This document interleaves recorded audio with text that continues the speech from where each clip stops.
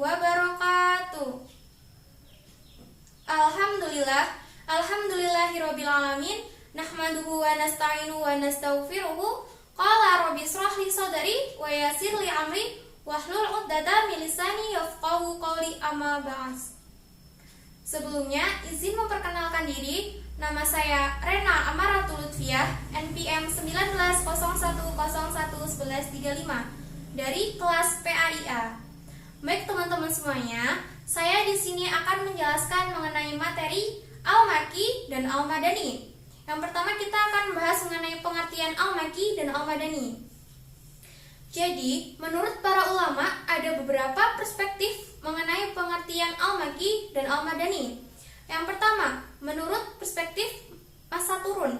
Jadi, menurut perspektif masa turun, Makkiyah merupakan ayat-ayat yang turun sebelum Rasulullah hijrah ke Madinah, walaupun turunnya bukan di Mekah. Sedangkan Madaniyah merupakan ayat-ayat yang turun setelah atau sesudah Rasulullah hijrah ke Madinah, walaupun turunnya bukan di Madinah.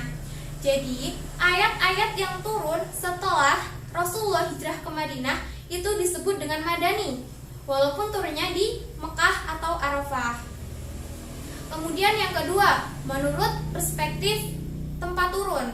Jadi menurut perspektif tempat turun, Makkiyah merupakan ayat-ayat yang turun di Mekah, seperti di Mina dan di Arafah. Sedangkan Madaniyah merupakan ayat-ayat yang turun di Madinah, seperti di Uhud dan di Kuba. Kemudian yang ketiga, menurut tema atau objek pembicaraan. Jadi menurut tema atau objek pembicaraan, Makkiyah merupakan ayat-ayat yang menjadi kitab bagi orang-orang Mekah, sedangkan Madaniyah merupakan ayat-ayat yang menjadi kitab bagi orang-orang Madinah. Jadi itu tadi pengertian mengenai Al-Makki dan Al-Madani. Oke, yang selanjutnya mengenai ciri-ciri Makkiyah dan Madaniyah.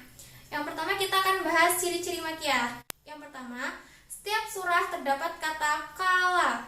Kemudian yang kedua, setiap surah mengandung kata sajadah. Kemudian yang ketiga, setiap surah mengandung kata ya bani Adamu. Kemudian yang keempat, terdapat cerita mengenai Adam dan Iblis, kecuali surat Al-Baqarah. Oke, selanjutnya ciri-ciri Madaniyah. Yang pertama, setiap surah mengandung kata ya ayyuhalladzina amanu. Kemudian yang kedua, ciri-cirinya ayat-ayatnya panjang. Kemudian yang ketiga, terdapat ajakan kepada ahli kitab seperti kepada kaum Yahudi dan Nasrani. Kemudian yang keempat, terdapat izin untuk berjihad. Jadi itu tadi ciri-ciri Makkiyah dan Madaniyah. Selanjutnya, manfaat mempelajari Makkiyah dan Madaniyah. Jadi menurut Al-Zarqani ada 3 manfaat dari mempelajari Makkiyah dan Madaniyah. Yang pertama, dapat mengetahui ayat-ayat yang mansukh dan nasikh. Kemudian yang kedua, dapat mengetahui sejarah hukum Islam secara umum. Dan yang ketiga, dapat mengetahui kesucian, kebesaran, dan keaslian dari Al-Quran. Jadi itu tadi yang dapat saya jelaskan mengenai Al-Makki dan Al-Madani. Mungkin cukup sekian dari saya. Mohon maaf apabila saya dalam menjelaskan maupun menuturkan banyak kesalahan maupun kekurangan. Sekian dan terima kasih. Akhirul kalam, wallahu muwaffiq ila aqwamit thoriq. Wassalamualaikum warahmatullahi wabarakatuh.